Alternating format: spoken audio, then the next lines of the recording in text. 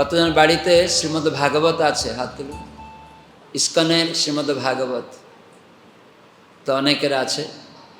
তো আপনারা চেষ্টা করবেন এই ভাগবত সংগ্রহ করতে। ভাগবত স্বয়ং ভগবান। প্রথম স্কন্ধ দ্বিতীয় স্কন্ধ হচ্ছে ভগবানের দুটি পাদপদ্ম। এই জন্য ভগবানের দর্শন যখন করবেন আপনারা দুই পা প্রথম দর্শন করবেন, গিয়ে ভগবানের আগে মুখ দেখবেন না, আগে পাদপদ্ম দুটি স্মরণ করবেন প্রণাম করার সময়, দর্শনের সময়। মায়েরা পঞ্চাঙ্গে প্রণাম করবেন, পুরুষেরা সাষ্টাঙ্গে প্রণাম করবেন। এই দণ্ড যেমন দণ্ড সোজা হয়ে শুয়ে পড়ে ভগবানের বিগ্রহ সামনে, সেখানে কায়মন বাক্য আমাদের বলতে হবে কিছু। চোখটা অর্ধ উন্মিলিত থাকবে, মাথাটা লাগবে, হাঁটু মানে জানু লাগবে, হাত দুটা, বক্ষ, তো এইরকমই 8টা অঙ্গ যেখানে বাক্য আছে, দৃষ্টি আছে, তো এইগুলি দিয়ে প্রার্থনা করতে হবে। তো সেই জন্য ভগবানের দুটি পা আমাদেরকে প্রথমে দেখতে হবে, কেন ভগবানের পাদপদ্মে আশ্রয় তিনি প্রদান করেন। তারপরে তৃতীয় স্কন্ধ চতুর্থ স্কন্ধ হচ্ছে ভগবানের জানু, জঙ্ঘ দুটি। তারপরে ভগবানের নাভিদেশ হচ্ছে পঞ্চম স্কন্ধ, ষষ্ঠ স্কন্ধ হচ্ছে বক্ষ আর দুটি বাহু সপ্তম অষ্টম, কণ্ঠা হচ্ছে নবম স্কন্ধ, মুখমণ্ডল হচ্ছে দশম স্কন্ধ, কপাল 11 স্কন্ধ আর শিরদেশ হচ্ছে 12 স্কন্ধ। এরকম 12টা স্কন্ধযুক্ত শ্রীমদ্ ভাগবত ভগবান স্বয়ং তার ভক্ত এবং ভগবানের সাথে যে আদান প্রদান হয়েছে, যে লীলা করেছেন, লীলা মানে ভগবানের ভক্তের সঙ্গে যে সমস্ত অদ্ভুত কার্যকলাপ, যা শ্রবণ করে ভগবানের দর্শনে তার সেবা করার প্রতি আমরা আকৃষ্ট হব। আর এই সেবার দ্বারা ভগবান খুশি হন, তখন বদ্ধজীব আমরা আমাদের মঙ্গল সাধন করব এবং আমরা আমাদের নিত্যধামে ফিরে যাওয়ার সুযোগ লাভ করতে পারব। এই জন্য শ্রীমদ্ ভাগবত নিত্যং ভাগবত সেবয়া, নিতায় গৌর তারা এসেছিলেন এই ভাগবতের সঙ্গ দিতে। শ্রীকৃষ্ণ চৈতন্য আর প্রভু নিত্যানন্দ, যাহার প্রকাশে সর্ব জগত আনন্দ। দুই ভাই হৃদয়ের নাশে অন্ধকার, দুই ভাগবতের সঙ্গে করায়া সাক্ষাৎকার। তো দুই ভাগবত হচ্ছে, এক হচ্ছে গ্রন্থ ভাগবত, ভগবান শ্রীহরি শ্রীমদ্ ভাগবত গ্রন্থরূপে 12 স্কন্ধযুক্ত এই শ্রীমদ্ ভাগবত রূপে প্রকট রয়েছেন, এবং ভাগবতের অনুশীলনকারী ব্যক্তি ভাগবত সদ্গুরু বৈষ্ণব হচ্ছেন দ্বিতীয় ভাগবত, ব্যক্তি ভাগবত। যাহ ভাগবত পড়ো বৈষ্ণবের স্থানে। তা আমরা ভাগবত পড়ার আমাদের অধিকার নেই, কিন্তু ভক্তদের সঙ্গে আমাদেরকে পড়তে বলা হচ্ছে, অধ্যয়ন করতে বলা হচ্ছে। ভক্ত সঙ্গে শ্রবণ করলে ভক্তরা তারা উপলব্ধ, ভগবানকে তারা জানেন, তাই তাদের মাধ্যমে আমরা ভগবানকে বুঝতে পারব। স্বতন্ত্রভাবে আমরা ভগবানকে বুঝতে পারব না। এই জন্য দুই ভাগবত সঙ্গ করতে মহাপ্রভু বললেন, নিত্যানন্দ প্রভু বললেন। কেন হৃদয়ের অন্ধকার যদি আমরা ধ্বংস করতে চাই, অজ্ঞানতা, দেহাত্মবুদ্ধি এবং শত্রুমিত্র ভাব, দ্বৈত ভাব, এই যে বর্তমান সমাজে যুদ্ধ হানাহানি দেহাত্ম বুদ্ধিতে হচ্ছে, দেহের পরিচয়ে, তো সেই দেহাত্ম বুদ্ধি থেকে মুক্ত হতে হবে আত্মপরিচয়। তো সেই আত্মপরিচয় জানতে গেলে আমাদের ভগবানের সান্নিধ্যে আসতে হবে, ভক্ত সঙ্গে ভগবানের নাম। কালকে গৌরাঙ্গ প্রেম স্বামী মহারাজ পূজ্যপাদ তিনি বলছিলেন যে সাধু সঙ্গে হরিনাম এইমাত্র চায়, সংসার যিনি তার কোনো বস্তু না। তো আমরা এই ভাগবত অধ্যয়ন করি, ভগবানের নামটা আরও সুন্দর করে আসক্ত হওয়ার জন্য। কেন ভগবানের নাম আর নামই অভিন্ন। তাহলে ভাগবতকে উপলব্ধি হবে, ভগবানকে উপলব্ধি হবে। এই জন্য আমরা ভাগবত অধ্যয়ন করছি ভগবানের নামের প্রতি আসক্তি বাড়ানোর জন্য। কেন কলিযুগে ভগবান নাম রূপে এসেছেন, আর এই গ্রন্থ ভাগবত রূপে এসেছেন শাব্দিক অবতার আর অর্চা বিগ্রহ। এই 3 বিগ্রহ কলিযুগে ভগবানের অবতার, এগুলি আমাদের বুঝতে হবে।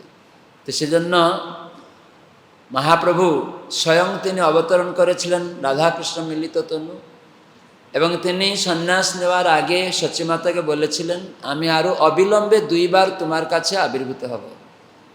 তো সেজন্য জিহ্বা রূপে হরিনাম করতে হবে, সেখানে তুমি আমার জননী হবে। হরে কৃষ্ণ কৃষ্ণ কৃষ্ণ হরে হরে, হরে রাম রাম রাম হরে হরে। এ হরিনাম করা আর অর্চা বিগ্রহ রূপে মহাপ্রভু আরও 2 বার অবিলম্বে আবির্ভূত হবেন, এই কথা তিনি বলেছিলেন। তো সেই 2 অবতার মহাপ্রভুর হরিনাম আর শ্রীমৎ অর্চা বিগ্রহ। তো সেজন্য আমাদের ভক্ত সঙ্গে গিয়ে শুনতে হবে। ভক্ত ভগবানের আনুগত্যে বা এই যে গীতা ভাগবত শাস্ত্র অনুসারে পরম্পরাগতভাবে তারা আচরণশীল হয়ে গ্রহণ করেন ভগবানের শিক্ষা এবং সেটি পুনরাবৃত্তিকরণ করেন। প্রভুপাদ ইস্কনের প্রতিষ্ঠাতা আচার্য, তিনি সমগ্র বিশ্বে এই ভাগবত শিক্ষা দিয়েছেন, যার ফলে মানুষের মধ্যে অজ্ঞানতা মোচন হয়েছে। মানুষ যে অন্ধকারে ছিল, মানুষকে খেত। আফ্রিকার লোকেরা কতটা অন্ধকারে ছিল, বুঝতে পারত না। গো রক্ত গো মাংস খেত, কত বুঝতে পারে না। আজকাল যেমন গো মাংস খাওয়ার কথা অনেক লোক বলছে, শাস্ত্রে আছে, শাস্ত্রে গো মাংস খাওয়ার কথা নেই। শাস্ত্রে গোমেধ যজ্ঞের কথা আছে, কলিযুগে সেটা নিষিদ্ধ। নাস্তিক ভণ্ড কীর্তনিয়া সেরকম শাস্ত্রের বিভিন্ন শ্লোক বিভ্রান্তকর কথা, মানে প্রথম শ্লোকে কি আছে সেটাকে বলল, তারপরে কি জন্য বলা হয়েছে সেটা জানে না। কোথাও লেখা আছে শাস্ত্রে কৃষ্ণ জন্মখণ্ডে ব্রহ্মবৈবর্ত পুরাণে, সেখানে যে রুক্মিণীর যে বাবা ভীষ্মক, তিনি রুক্মিণীকে কৃষ্ণের সাথে বিবাহ দিতে চাইলে তখন রুক্মী তার বড় ভাই অসুর ছিল, কৃষ্ণকে মানতে চাইতো না। সে চাইল যে না, শিশুপালের সঙ্গে বিয়ে দিতে হবে, যে শিশুপাল কৃষ্ণ বিদ্বেষী অসুর। তো সেটা রুক্মিণী চায়নি। আর এই রুক্মিণীর যে বড় ভাই, সে বলেছিল রুক্মিণীর বিয়ে দিব গোমাংস, অন্যান্য মাংস, লক্ষ লক্ষ গরু কেটে। তার মানে অসুরেরা, নাস্তিকেরা এরকম মানুষের চরিত্রকে নষ্ট করতে, আসরিক প্রবৃত্তিকে ধ্বংস করতে প্রস্তাব দিয়েছে তার বাবার কাছে, যে রুক্মিণীর বিয়ে ধুমধাম হবে, লক্ষ লক্ষ গো কেটে গরু মাংস খাওয়িয়ে প্রস্তাব দিয়েছে। ওটা তো হয়নি, রুক্মিণী তো অসুর ছিল। তো এইরকম অসুরেরা প্রস্তাব দেয় না গো মাংস খাওয়া হবে। আবার যারা অসুর নয়, দেখা যায় মুসলিমদের মধ্যেও যারা আসরিক প্রবৃত্তি না, বলে হ্যাঁ ঠিকই বলা হয়েছে, গো মাংস না খাওয়া ভালো। তো সেজন্য বৈদিক শাস্ত্রের শিক্ষা পরম্পরাগতভাবে জানতে হবে। যারা নাস্তিক তারা জানে না। এই জন্য ভাগবতে অনেক সুন্দর সুন্দর কথা আমাদের কাছে বলা হয়েছে, যে সবাই বলবেন, আমরা একটা ভাগবত শ্লোক শুনব। ওম নমঃ ভগবতে বাসুদেবায়, ওম নমঃ ভগবতে বাসুদেবায়, ওম নমঃ ভগবতে বাসুদেবায়। নারায়ণ নমস্কৃতং নরং চৈব নরোত্তমং দেবীং সরস্বতীং ব্যাসং ততো জয়মুদীরয়েৎ। মুখং করোতি বাচালং পঙ্গলং হয়তে গিরিং যৎকৃপাতমহং বন্দে শ্রীগুরুং দীনতারিণং পরমানন্দমাধবং শ্রীচৈতন্য ঈশ্বরং। নষ্টপ্রায়েষু ভদ্রেষু নিত্যং ভাগবত সেবয়া, ভাগবতে উত্তম শ্লোকে ভক্তির্ভবতি নৈষ্ঠিকী। শ্রীমদ্ভাগবত তৃতীয় স্কন্ধে 29 অধ্যায়ের 5ম শ্লোক। এখানে দেবহূতি মাতা, যিনি স্বয়ম্ভুব মনু কন্যা, যে স্বয়ম্ভব মনু সমগ্র জগতের পরিচালক, মনুরা পরিচালনা করতেন, 14 মন্বন্তর রয়েছে। তো সেই মনু তার কন্যা দেবহূতিকে এক ঋষির সাথে বিবাহ দিয়েছিলেন, তার নাম হচ্ছে কর্দম মুনি। এই কর্দম মুনির সাথে বিবাহ হয়ে সেখানে 9টি কন্যা তিনি লাভ করেছিলেন দেবহূতি থেকে, এবং শেষে স্বয়ং ভগবান সত্যাবেশ অবতারে কপিলদেব রূপে তিনি অবতরণ করেছিলেন। আর এই কপিলদেবের কাছে দেবহূতি মাতা ভগবত তত্ত্বজ্ঞান লাভ করলেন। মা পুত্রকে গুরু রূপে বরণ করছে, এটা কোথাও শোনা যায়? মায়েরা হচ্ছে গুরু, বাবা হচ্ছে গুরু, কিন্তু এখানে দেখা যায় পুত্র গুরু। তো কপিলদেব স্বয়ং ভগবান সাংখ্য দর্শন শিক্ষা দিতে, সম্যক আত্মদর্শন, দেহ আত্মার মধ্যে বিশদ বর্ণনা, সূক্ষ্মভাবে প্রাকৃতিক প্রকৃতি, জীব, ভগবান, এই সমস্ত মধ্যে সমন্বয়তা কি আছে, কি পার্থক্য আছে, এই সমস্ত বিশদভাবে বর্ণনা সাংখ্য দর্শন শিখাতে এসেছিলেন, সম্যক আত্মদর্শন। এবং সর্বশেষ শুদ্ধ প্রেমভক্তি কি, এই সমস্ত বর্ণনা করেছেন। গুণের প্রভাবে মানুষ ভক্তিও করে, তামস ভক্তি, রাজসিক ভক্তি, সাত্বিক ভক্তি, আর বিশুদ্ধ সত্যের রয়েছে ভক্তি, সম্পূর্ণ শুদ্ধ ভক্তি। এইসব শিক্ষা জানতে চেয়েছিলেন। কেন না মানুষ সাধারণত অজ্ঞানতায় রয়েছে। আজকে যে শ্লোকটা আমরা পড়ব, সবাই বলুন, লোকস্য মিথ্যা অভিমতে অচক্ষুষঃ চিরম প্রসুপ্তস্য তমসি অনাশ্রয়ে শান্তস কর্মসু অনুবিদ্ধয়া ধিয়া ত্বম আবিরাসি কিল যোগ ভাস্কর লোকস্য মিথ্যা অভিমতে অচক্ষুষঃ চিরম প্রসুপ্তস্য তমস্য নাশ্রয়ে শ্রান্তস্য কর্মসু অনুবিদ্ধয়া ধিয়া ত্বম আবিরাসি কিল যুগ ভাস্কর। এখানে শব্দানুবাদ আছে, অনুবাদ আছে, তাৎপর্য আছে। তো সময় যাবে শব্দার্থ করতে, আমি অনুবাদ তাৎপর্য বলবো।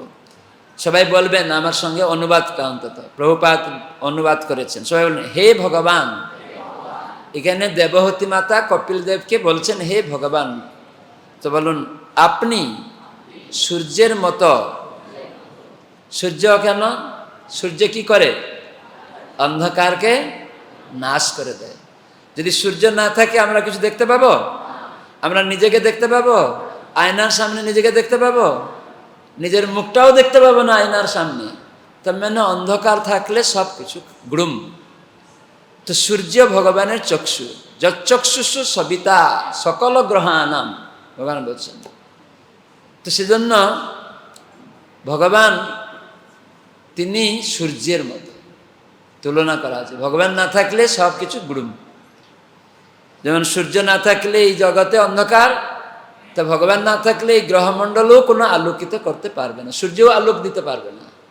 সূর্যও তার ভগবান থেকে সব আলোক প্রাপ্ত হয়, সবাই এই জগতে সমস্ত শক্তি। এই জন্য এখানে দেবহূতি মাতা জানালেন যে আপনি সূর্যের মতো স্বয়ং। কারণ বলুন, কারণ জীবের অন্ধকারাচ্ছন্ন বদ্ধ জীবনকে আলোকিত করেন। তার মানে ভগবানই একমাত্র বদ্ধ জীবের অন্ধকারাচ্ছন্নকে আলোকিত করতে, তার মানে অজ্ঞানতাকে মোচন করতে পারে ভগবান। অন্য এই জগতে কেউ নেই। সেজন্য অনেক লোক অন্ধকারে আছে, অজ্ঞানে আছে, সে ভাবছে আমি জ্ঞানী। মানুষকে শাস্ত্রের কথা না উপলব্ধি করে বুঝিয়ে দিচ্ছে। শাস্ত্রে অশ্বমেধ যজ্ঞ, গোমেধ যজ্ঞ, কিন্তু কলৌ পঞ্চ বিবর্জয়েত। বৈদিক শাস্ত্রে লেখা আছে গবালম্বম অশ্বমেধম সন্ন্যাসং পৈতৃকম এবং এই পঞ্চ বিবর্জয়েত। তো পঞ্চবস্তু যেমন পিতৃশ্রাদ্ধে মাংস ভক্ষণ নিষিদ্ধ আছে। দেবেরেন সুতোৎপতম, আগে স্বামী যদি পুত্র উৎপন্ন অক্ষম হতো, তার সেরকম শক্তি না থাকতো, দেবের দ্বারা, তখন অতটা সত্যবাদ শুদ্ধ ছিল মনোভাব, দেবেরেন সুতোৎপন্ন, কারো সন্তান আসছে না, ডাক্তার বলছে এর দ্বারা সন্তান হবে না, তখন দেবের দ্বারা সুত, তার মানে দেবর তাকে স্ত্রী রূপে গ্রহণ করবে না। আমরা জানি যেমন ব্যাসদেবের দ্বারা সমস্ত যে ধৃতরাষ্ট্র ইত্যাদি উৎপন্ন হয়েছিলেন, ব্যাসদেব উৎপন্ন করলেন। ঠিক সেরকম আগে ছিল, সত্যযুগে, ত্রেতা যুগে, দ্বাপর যুগে এরকম তারা কোনো অভিসন্ধি ছিল না, পাপকর্মের উদ্দেশ্য ছিল না, সেটা শুদ্ধ বাসনা ছিল। কিন্তু এই কলিযুগে সেরকম নেই, সেজন্য দেবের সুত উৎপত্তি নিষিদ্ধ। পিতৃপুরুষের সাধ্যে মাংস ভক্ষণ এখন রয়েছে, লোকেরা মনে করছে, সেগুলা নেই। আর অশ্বমেধ যজ্ঞ, গোমেধ যজ্ঞ, এই যজ্ঞগুলি বৃদ্ধ অশ্ব হয়ে গেলে, বৃদ্ধ গরু হয়ে গেলে তাদেরকে যজ্ঞে আহুতি দিয়ে ওই যজ্ঞকুণ্ড থেকে তাকে নবজীবন দেওয়া হতো। তো সেটা খাওয়ার জন্য নয়, বধ করার জন্য না। চাঁদ কাজী বুঝতো না, এই নবদ্বীপে মহাপ্রভুকে বলেছিল যে তোমার মুনি ঋষিরা তো গোমেধ যজ্ঞে গরুকে বধ করে, তা আমরা গো মাংস খাচ্ছি, অসুবিধা কি আছে? মহাপ্রভু বললেন যে গোর অঙ্গে যত লোম আছে ততকাল পচে থাকতে হবে তোমাদের গো মাংস খেলে। শাস্ত্রে কোনো বর্ণনা নেই। তুমি যেটা বলছো গোমেধ যজ্ঞ, অশ্বমেধ যজ্ঞ, এটা অজ্ঞানতার দরুন তুমি বলছো, অন্ধকারে আছো। এখানে সেই অন্ধকারাচ্ছন্ন ব্যক্তির জ্ঞানচক্ষু উন্মিলিত করতে ভগবান আসেন। তাই জন্য এখানে দেবহূতি মাতা বলছেন যে তুমি একমাত্র এই অজ্ঞানতা মোচন করতে পারো। তাই চাঁদ কাজীর এরকম অজ্ঞানতা ছিল, সে বৈদিক শাস্ত্রের কথা উপলব্ধি না করে, অনেক লোক শাস্ত্রের কথা উপলব্ধি না করে, নাস্তিক অনেক লোক সেখানে প্রস্তাব দিচ্ছে, সেই শ্লোকগুলিতে বলা হয়েছে প্রস্তাব দিচ্ছে, ও যা কিছু বলছে অনেক ভুলভাল। সেখানে প্রস্তাব রুক্মিণীর ভাই বলছে না না, রুক্মিণীকে কৃষ্ণের সাথে বিয়ে দেওয়া যাবে না। এতটা অসুরেরা অন্ধকারে থাকে, কেবল দেহাত্ম বুদ্ধি, ইন্দ্রিয় সুখ ছাড়া আর কিছু জানে না, হিংসা ছাড়া আর কিছু জানে না, অন্যকে নষ্ট করতে, তাদেরকে উদ্বেগ দিতে এইসব চেষ্টা করে। যেমন আজকাল অনেক রাজনৈতিক নেতা, অনেক কীর্তনিয়া এরকম দীনকৃষ্ণের মতো বেরিয়ে নতুন নতুন কথা বলছে, অনেক হিন্দু সেজে অনেক ইস্কনেরও বদনাম করে। ইস্কনে যে প্রভুপাদ কিভাবে গীতা ভাগবতের কথা আচার্যদের দ্বারা পরম্পরা সূত্রে, এই দেবতী মাতা বলেছেন যে পরম্পরা সূত্রে ভগবত তত্ত্ব জ্ঞান গ্রহণ করতে হয়, সেটা মানুষ জানে না। আমি একটু স্কুল কলেজ ডিগ্রি নিয়েই বলে দিলাম কিছু একটা কথা, হয়তো সেটাও ঠিক নেই। গীতায় কৃষ্ণ বলছেন কিছু কথা, আমি সেটাকে অপব্যাখ্যা করছি। তো এই জন্য এখানে অশ্বমেধ যজ্ঞ, গোমেধ যজ্ঞ মানে আহুতি দিয়ে পুনরায় নবজীবন দান করা। কিন্তু কলিযুগে সেরকম ব্রাহ্মণ নেই নতুন জীবন দান করতে পারবে, সেটা খাওয়ার জন্য না, এই যজ্ঞ কথা বলা হয়েছে। তো সেই জন্য বলি প্রথা আবার রয়েছে কি না, পাঠাকে মা কালীর সামনে বলি দিতে হবে মাসে একদিন, বলতে হবে আমি এটাকে খাবো, তোমাকে সাক্ষী রাখছি, পুনরায় এই পাঠা মানুষ হবে, আমি ছাগল হব, সে আমাকে কাটবে। মাংস, এই বলির প্রথা শাস্ত্রে রয়েছে, আমাকে তুমি কাটছো বা আমি তোমাকে কাটছি, পুনরায় তুমি আমাকে কাটবে। মাংস স খাদতি মাম, আমি তোমার মাংস খাচ্ছি, তার মানে কালীর কাছে বলি দিতে হবে সাক্ষী রেখে। মা কালী তমগুণের অধিষ্ঠাত্রী দেবী, তিনি খান নাই সব, কিন্তু তিনি তমগুণের অধিষ্ঠাত্রী দেবী, অধিকারী তার কাছে রয়েছে। যেমন দেখবেন সরকারি রুল অনুসারে কাউকে ফাঁসি দেওয়ার জন্য অনুমোদন করা হয়, সে লোকটা ওই রকম বলে তাকে বলা হয় তুমি ফাঁসি দাও। সবাইকে কি ফাঁসি দিতে বলা হয়? সবাইকে ফাঁসি দিতে বলা যাবে না। ঠিক সেই রকম সবাইকে কি কসাইখানায় নেওয়া যাবে না। তো এইরকমই মা কালী একজন দেবী, সমস্ত দেবতার মধ্যে তিনি তমগুণের অধিষ্ঠাত্রী, মানে এরকম তমগুণাচ্ছন্ন ব্যক্তিদের আরাধ্য। তাদেরকে সাক্ষী রাখে তাদের অনুমোদন করছেন, তুমি খাচ্ছ কিন্তু ঠিক আছে, আমি সাক্ষী থাকলাম, পুনরায় তুমি ওইরকম হবে, তাই আমি সাক্ষী থাকছি। তো এই জন্য মা কালী সাক্ষী থাকেন। তো এই কন্ডিশন থাকে সেখানে, বলির প্রথাটা ওই রকম, আর যজ্ঞটা আলাদা। কিন্তু অনেক সময় অনেক বুঝতে পারে না, যজ্ঞ আর বলিকে এক করে দেওয়া উচিত না। তো চাঁদ কাজী তখন বুঝেছিল যে না, গোমাংস খাওয়া যাবে না। তো এই জন্য কলিযুগে এটা নিষিদ্ধ আছে। তো এই জন্য অন্ধকারে থাকলে, তো এই জন্য ভগবান আসেন এই জ্ঞানচক্ষু উন্মিলিত করতে। এই জন্য কপিলদেব কাছে তিনি বলছেন, যেহেতু তাদের জ্ঞানচক্ষু উন্মিলিত হয়নি, তাই আপনি আপনার আশ্রয় ব্যতীত তারা সেই অন্ধকারে তার চিরনিদ্রিত। যেহেতু আপনার আশ্রয়হীন, তারা আপনাকে বুঝতে জানে না, আপনার কাছে আসে না, সূর্যের কাছে আসে না, অন্ধকারেই সবসময়, মানে সূর্য নেই, পেঁচার মতো। সূর্য আছে কিন্তু পেঁচা বলছে সূর্য নেই। তো এরকম পেচকের মতো হলে হবে না। তো সূর্য উদয় হলে অন্ধকার চলে যাবে, ঠিক এইরকম এখানে অন্ধকার হচ্ছে চিরনিদ্রিত, তারা ঘুমিয়ে থাকে। আজকাল লোক দেখবেন সূর্য উদয় হয়ে গেলেও ঘুমিয়ে থাকে, হ্যাঁ কি না, 10টা পর্যন্ত। আমরা সূর্য উদয়ের আগে উঠি, 4টায় উঠে যাই, কিন্তু তারা ঘুমিয়ে থাকে 10টা, 11টা, 12টা পর্যন্ত ঘুমিয়ে থাকে। তার মানে চিরনিদ্রিত, বুঝতে পারে না। এই রকম লোকের কি করে মঙ্গল হবে? এবং তাই তারা জড়জাগতিক কর্মে অনর্থক ব্যস্ত থাকে। এই জন্য দেখবেন সবসময় জড়কর্মের উপদেশ দিবে, ইন্দ্রিয় সুখের কর্মের উপদেশ দিবে, সকাম কর্ম। কি করে ইন্দ্রিয় সুখ করা যাবে, কোন কর্ম করে সেই কর্ম করতে তারা ব্যস্ত করবে। বলে মদের দোকান খুল, বলে চা বিড়ি পান সিগারেট দোকান খুলো। এরকম রাজনৈতিক নেতারা বলে মুরগি দোকান খুলো, এই জন্য মুরগি পোলট্রি করো। এই যে ইন্দ্রিয় সুখের জন্য সকাম কর্ম, এই কর্ম করে ইন্দ্রিয় সুখ, ওখানে যে কত পাপ হবে, কিন্তু রাজার কর্তব্য এরকম অজ্ঞানে অন্ধকারে শিক্ষা দেওয়া না। তো এইগুলি মানুষ বুঝতে পারে না। এই জন্য দেবহতী মাতা আমাদের জন্য কত সদয়া, কৃপালু। তো সেজন্য তিনি প্রত্যেক জীবের প্রতি, আমরা যে বিস্মৃত হয়েছি ভগবানকে, যে ভগবানকে পেলে আমরা অজ্ঞানতা চিরনিদ্রিত অবস্থা থেকে, দেহাত্ম বুদ্ধি থেকে যে আমরা মুক্ত হব, হিন্দু মুসলিম খ্রিস্টান করে যে ডাঙ্গা, তৃণমূলী বিজেপি কংগ্রেস সিপিএম বলে যে ডাঙ্গা, দেহাত্ম বুদ্ধি, ধনী গরিব শিক্ষিত, প্রধানমন্ত্রী মুখ্যমন্ত্রী, এসব পদের অভিমানে ডাঙ্গা, আমেরিকান পাকিস্তানি ভারতীয় আফ্রিকা, দেহের পরিচয়, এটি ডাঙ্গা লাগে, যুদ্ধ লাগে সারা বিশ্বে। অন্য কোনো উপায় নেই এই ডাঙ্গা থেকে মুক্ত হওয়ার। একমাত্র উপায় ভগবানের নামের আশ্রয়, ভগবানকে গ্রহণ করা। কেন? ভগবান হচ্ছেন সূর্য সদৃশ, আর তখন তার আশ্রয় এলে অন্ধকার যাবে।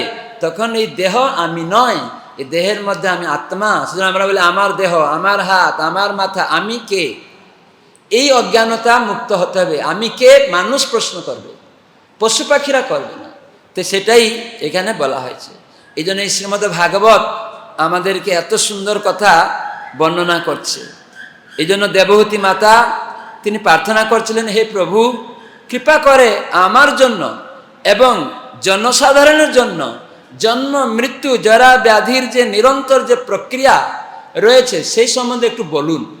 কেন এই জন্ম মৃত্যু চক্র সম্বন্ধে আমরা অজ্ঞ, যদি এটাকে জানি, সেই সমস্ত জন্ম মৃত্যু চক্রের যে করাল গ্রাস বিপদ যে রয়েছে বারবার আমার আসক্তি অনুসারে, যে আমি কোথায় তলিয়ে যাব, খারাপ দিকে চলে যাব, সেই সমস্ত চক্রের কথা আপনি পুঙ্খানুপুঙ্খভাবে বলুন।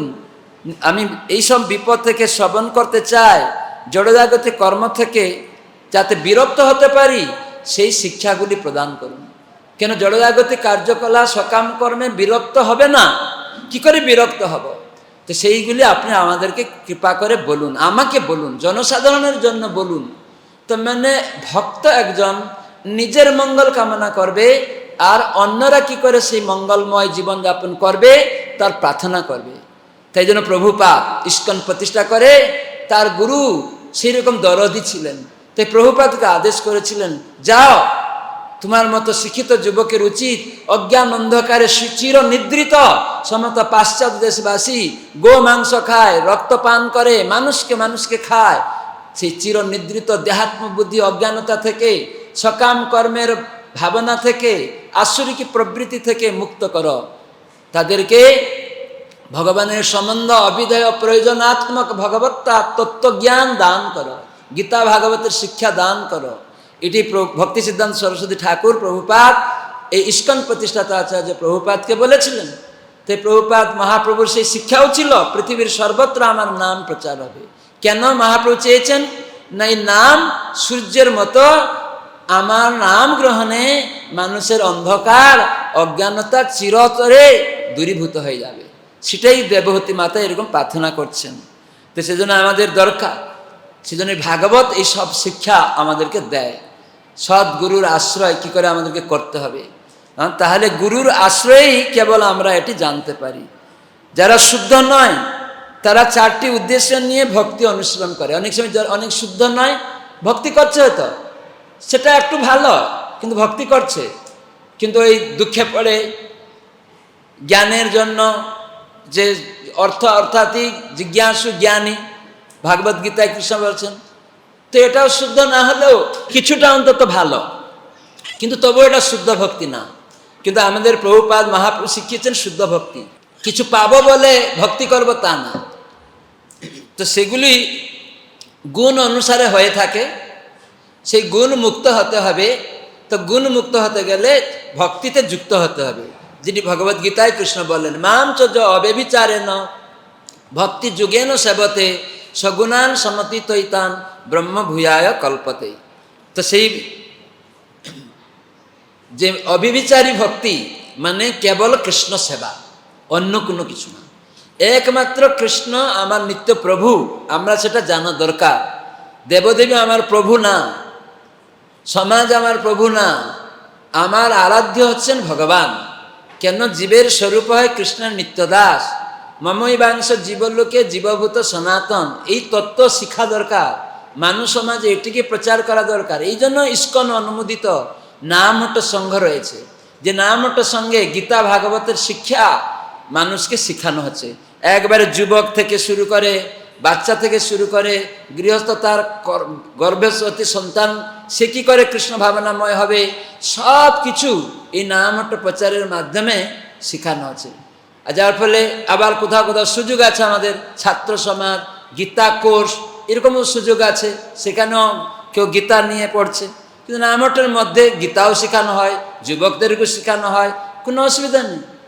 তো সেজন্য আপনারা নামহট্ট প্রচারের মাধ্যমে যে নিতাই নটরাজ প্রভু আপনাদেরকে শিখাচ্ছে, যে প্রভুপাদের লেকচারের উপরে শ্রদ্ধাবান গৌরকৃষ্ণ সেবক, গৌরকৃষ্ণ সাধক, এই সার্টিফিকেট দেওয়া হবে আজকে বিকালবেলা।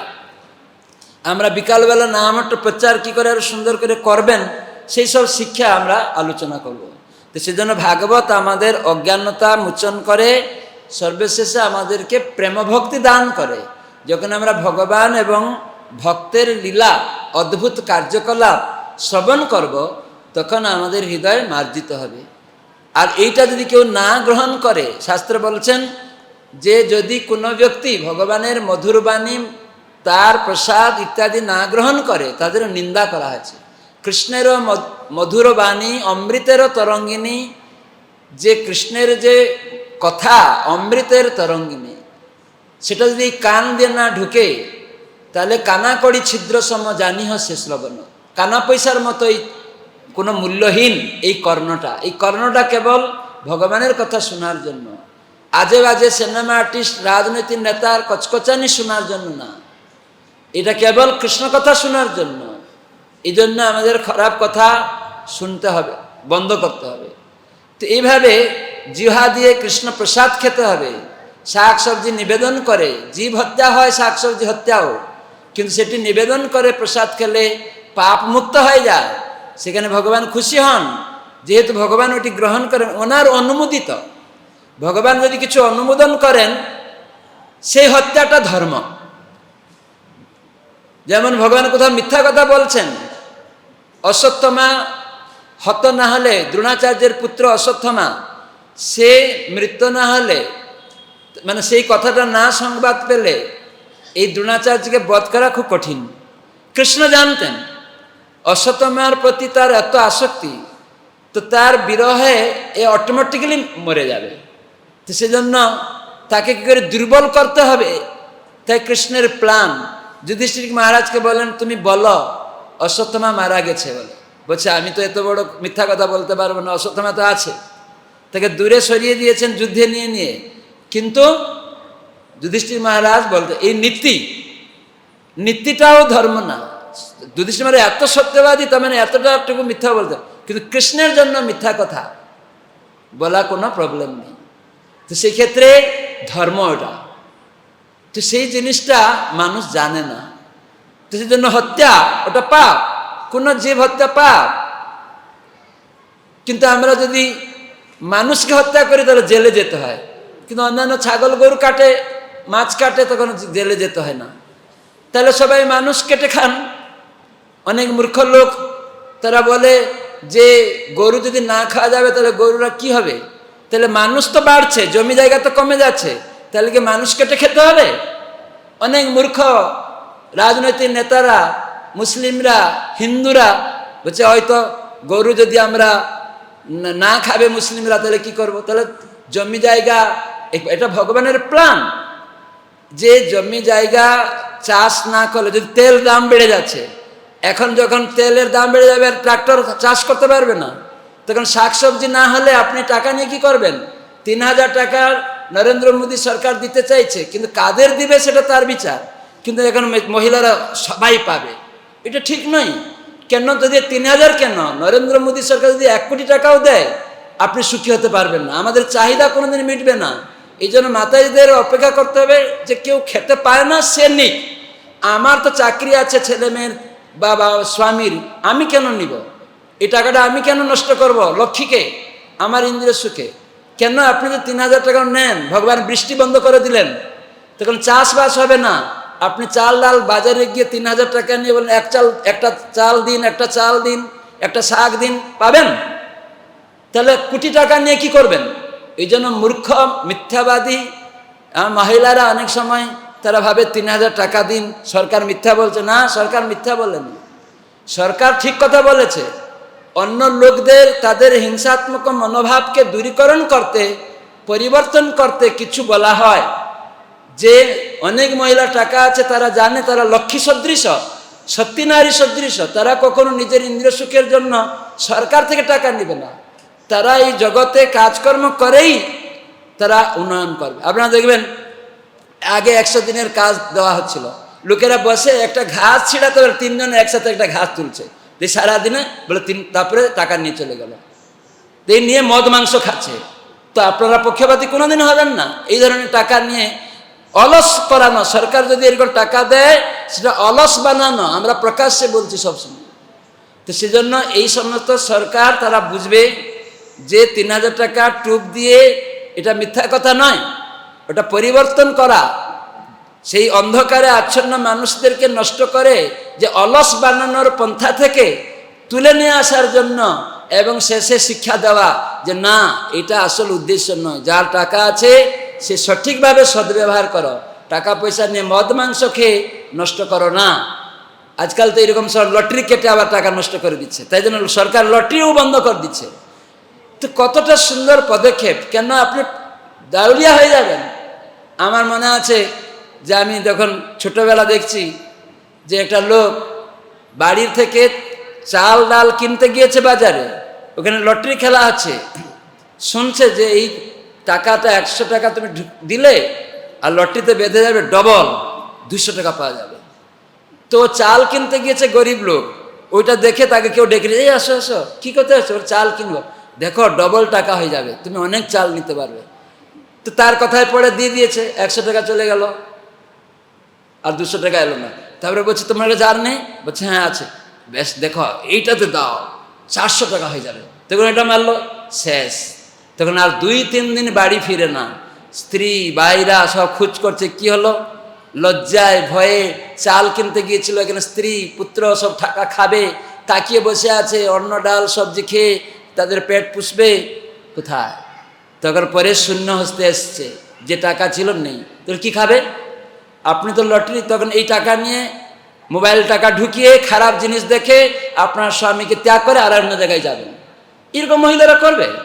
তো সেই জন্য আমি বলছিলাম সব মহিলা করবে, কিন্তু সব মহিলা টাকা থাকলে তারা কেন নিবে? তারা লক্ষ্মীকে যদি পায় কৃষ্ণ সেবায় লাগাবেন বলে আমরা আশা করি, নিজের ইন্দ্রিয় সুখে লাগাবেন না। যদি গরিব লোক, তার কোনো ইনকাম নেই, পঙ্গু হয়ে বসে আছে, কাজ করতে পারে না, অন্ধ, সেরকম লোক পাইলে আর দেশবাসী মহিলারা সন্তুষ্ট হয়ে আশীর্বাদ করবে সরকারকে, তাহলে আরো ভালো হবে। সরকার যদিও সঠিক পথে আসা উচিত। এই সমস্ত জিনিস, গো হত্যা যে আজকে প্রকাশ্যে কত হচ্ছিল, কিছু তো কমলো, গোপনে হলেও কিছু তো কমলো। গোমাতা যদি আনন্দ পাবে, ভগবান খুশি হবেন, এটাও একটা পন্থা। তো যাই হোক, সনাতন গোস্বামী তিনি এই শ্রীমদ্ ভাগবত লাভ করেছিলেন স্বপ্নে। উনি স্বপ্ন দেখেছিলেন, খুব সুন্দর কথা।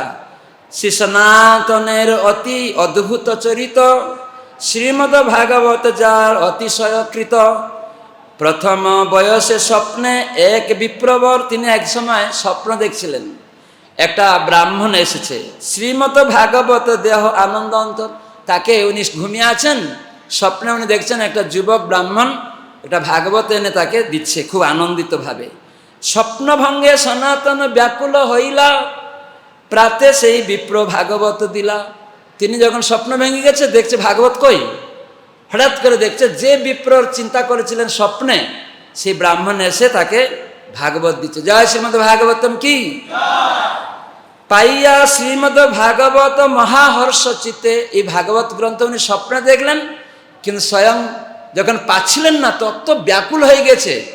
কিন্তু কিছু সময় পরে দেখা গেল এক ব্রাহ্মণ এসে ভাগবত দিচ্ছে তাকে, আর উনি এত আনন্দ মগ্ন হইয়া প্রভু প্রেমে মহাসমুদ্রেতে, এত মহান আনন্দে সমুদ্রের মতো তরঙ্গে ভাসতে লাগলেন। শ্রীমদ্ ভাগবত অর্থ ঐছে আস্বাদিল, তাহা শ্রী বৈষ্ণব তুষণীতে প্রকাশিল। তিনি বৈষ্ণব তুষণী একটা গ্রন্থ লিখছেন, সেখানে এই ভাগবত মহিমা সম্বন্ধে তিনি খুব সুন্দর কথা বলেছেন। সেখানে তিনি বলেছেন, সর্বশাস্ত্র পীয়ূষ। আমি দেখছিলাম গৌড়ীয় মঠের একটা পঞ্জিকা, বাগবাজার গৌড়ীয় মঠের পঞ্জিকায় খুললেই ভাগবতের এই 5টা শ্লোক সনাতন গোস্বামী যেটা লিখেছেন, তিনি ভাগবত যে আস্বাদন ভাগবত পেয়ে পড়েই তার মধ্যে এই হৃদয়ে এই ভাগবত সম্বন্ধে জ্ঞান হয়েছে। কি সেটা? তিনি বলছেন, সর্বশাস্ত্রাব্ধি পীয়ূষ, সর্ববেদৈক সৎফল, সর্বসিদ্ধান্ত রত্নার্য, সর্বলোকৈক দৃক্পদ, সর্বভাগবত প্রাণ, শ্রীমৎ ভাগবত প্রভু, কলিধ্বান্ত আদিত দ্বিতীয় শ্রীকৃষ্ণ পরিবর্তিত। এখানে সেই কথা বলছেন, শ্রীমদ্ ভাগবতকে সূর্যের সঙ্গে তুলনা করছেন সনাতন গোস্বামী ভাগবত পড়ে। তো মানে তার ভাগবত পড়ে উপলব্ধি হলো কি না, সমুদ্ররূপী সর্বশাস্ত্রের মন্থনকৃত অমৃত সমূহ হে শ্রীমদ্ ভাগবত। তো মানে অখিল যে সমস্ত কিছু শাস্ত্র আছে, বেদ শাস্ত্র ইত্যাদি, সমস্ত শাস্ত্রের সার বস্তু মন্থন করে ব্যাসদেব যে অমৃত পেয়েছেন সেটা আছে শ্রীমদ্ ভাগবতম। সমগ্র বেদশাস্ত্রের মুখ্য অপ্রাকৃত ফল হে শ্রীমদ্ ভাগবত, সকল পারমার্থিক সিদ্ধান্ত রত্নে সমৃদ্ধ। আমরা যদি কিছু সিদ্ধান্ত চাই, কিভাবে এটাকে খণ্ডন করব, কোনো কিছু শুনলাম, ভাগবত হচ্ছে তার মূল সিদ্ধান্ত। সেই ভাগবত ছাড়া অন্য কোথাও সিদ্ধান্ত পাওয়া যাবে না, মানে সেটাকে খণ্ডন করতে। তাই শ্রীমদ্ ভাগবত হচ্ছে সমস্ত সিদ্ধান্তের রত্নস্বরূপ এবং সমস্ত লোকের দিব্য দৃষ্টি প্রদান করবে, জড় গুণ থেকে মুক্ত করে আমাদের দিব্য জ্ঞান প্রদান করবে, সম্বন্ধ অবিদয় প্রয়োজনাত্মক ভগবত জ্ঞান দান করবে এই শ্রীমদ্ ভাগবত। হে শ্রীমদ্ ভাগবত, সকল ভক্ত ভাগবতের প্রাণস্বরূপ। ভাগবত হচ্ছে যারা ভক্ত তাদের প্রাণ, ভাগবত ছাড়া তারা কিছু জানে না। হে শ্রীমদ্ ভাগবত, প্রকৃতপক্ষে আপনি হচ্ছেন ভগবান শ্রীকৃষ্ণের পরিবর্তিত রূপ, সূর্য সদৃশ। এখানে বলছেন কলিধ্বান্ত উদিত আদিত্য, মানে সূর্যের মতো আপনি অন্ধকারকে দূরীভূত করবেন। এটা সনাতন গোস্বামী ভাগবত অধ্যয়ন করে তার উপলব্ধি এরকম প্রকাশ করেছেন। তবে তিনি বলছেন কি না, এটা পাঠ করলে কি হবে, পরমানন্দ পাঠায়। এটা যদি পাঠ করবেন দিন, তা তাহলে আনন্দ হবে, পরম আনন্দ, শুধু আনন্দ না, পরম শ্রেষ্ঠ আনন্দ হবে। প্রেম বর্ষ অক্ষরায়তে, সমস্ত অক্ষরে অক্ষরে প্রেম বর্ষা হচ্ছে সেখানে, প্রত্যেকটা অক্ষর ভাগবতে। সর্বদা সর্বসেব্যায় শ্রীকৃষ্ণায় নমস্তুতে। এই জন্য বলছেন, হে শ্রীমদ্ ভাগবত, আপনাকে বিনম্র প্রণতি নিবেদন করছি, আপনার পাঠে পরম আনন্দ লাভ হয়। আপনার অক্ষর বলি পাঠকের উপর প্রেম বর্ষণ করে, প্রত্যেকটা অক্ষরেই। ভগবান শ্রীকৃষ্ণের অবতার হে শ্রীমদ্ ভাগবত, আপনি সর্বদা সকলের দ্বারা সেব্য, তার মানে ভাগবত হচ্ছে অবতার। মদে এক বন্ধু, এই জগতে আমরা অনেক বন্ধু পাই, কিন্তু আপনি হচ্ছেন একমাত্র আমার বন্ধু। তাই সবাইকে আমি অনুরোধ করব, ভাগবতকে বন্ধুরূপে গ্রহণ করুন। কেন? সব সিদ্ধান্ত, সমস্ত প্রশ্ন উত্তর, সমস্ত দুঃখের সমাধান হয়ে যাবে, অবসান হয়ে যাবে। প্রেম ভক্তি যেটা আমরা মনুষ্য জীবনে সার্থক করতে চাই, সেগুলি পাবেন। এই জন্য মদেক বন্ধু।